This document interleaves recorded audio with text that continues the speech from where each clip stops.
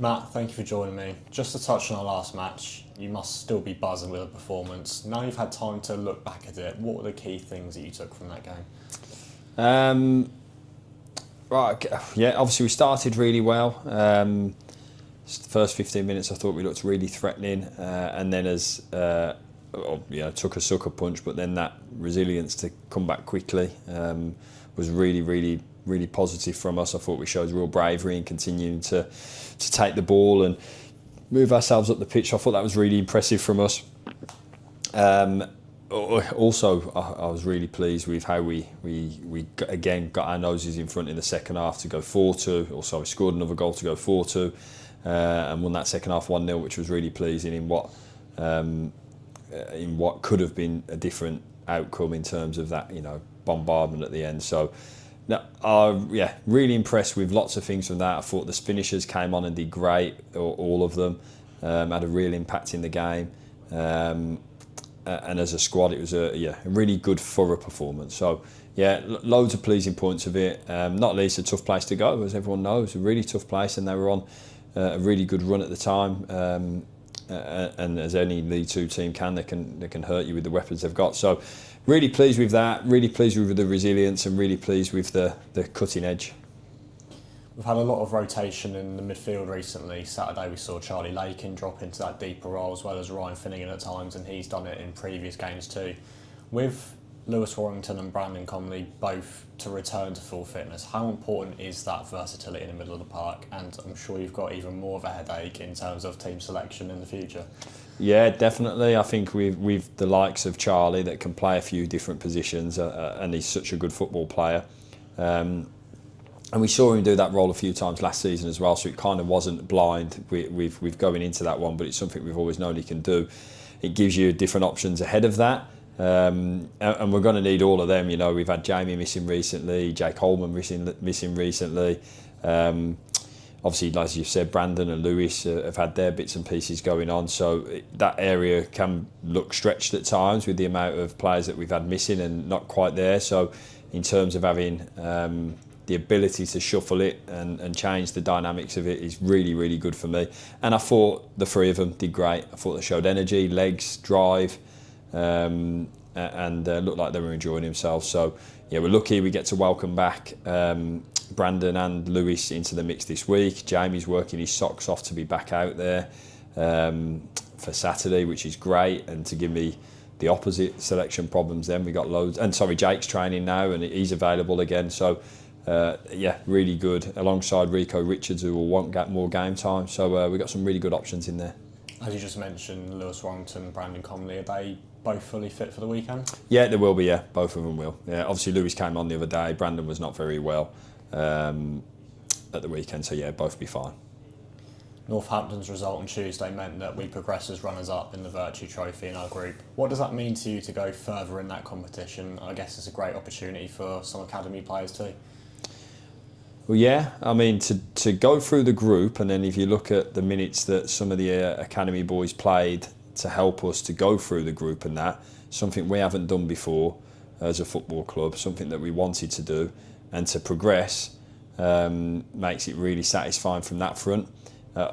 Clearly, I don't want to undersell the performances of everybody in that competition so far, and we've had some good challenges along the way with that. But I look back to the Northampton game and Shrewsbury game with real pride. Shrewsbury game where we finish,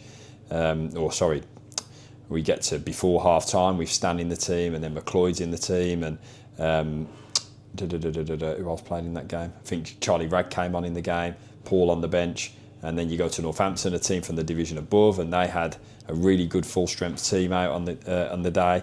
And to see the changes that we made in that, and then to only have conceded in the 80-something minute, I think we're probably disappointed we don't top the group for that reason.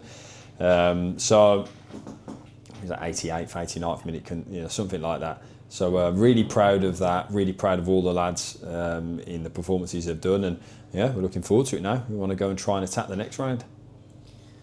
Andy McGregor was announced as our new head of recruitment earlier this week. How pleased are you with that, and could you tell us a little bit more about what he'll be doing in his role?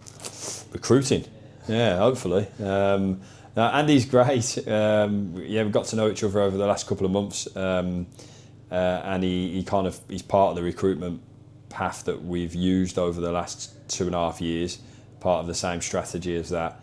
Great synergies that he comes in with already. Fantastically experienced, worked at a load of good clubs across his time, and he's very, very well thought of within the kind of agency agents out there, and different directors of football and heads of recruitment and stuff across the other clubs, which is really important. So he'll be a massive help in terms of how we've recruited before. It's been very, very tough over the windows previously, whilst trying to.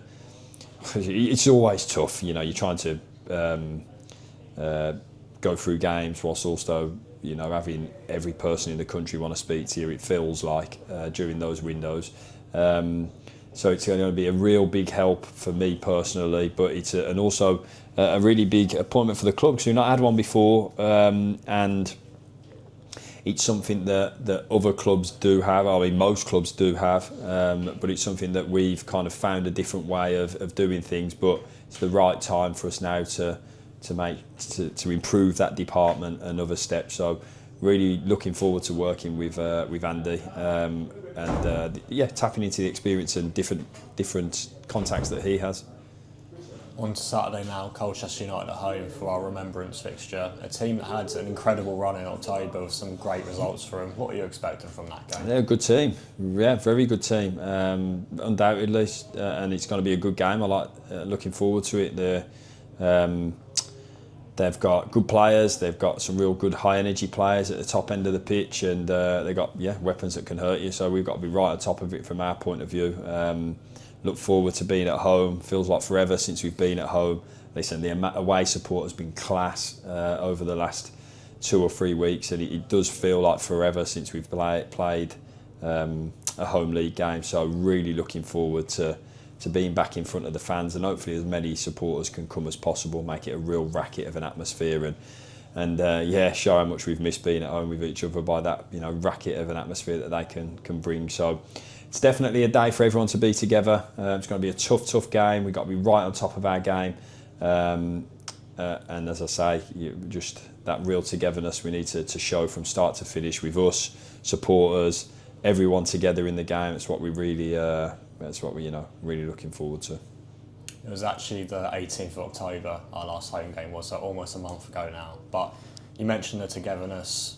How much of that is going to come from, I guess, being at home, and I guess the boost from supporters is going to give it a huge confidence boost to yourself and the team?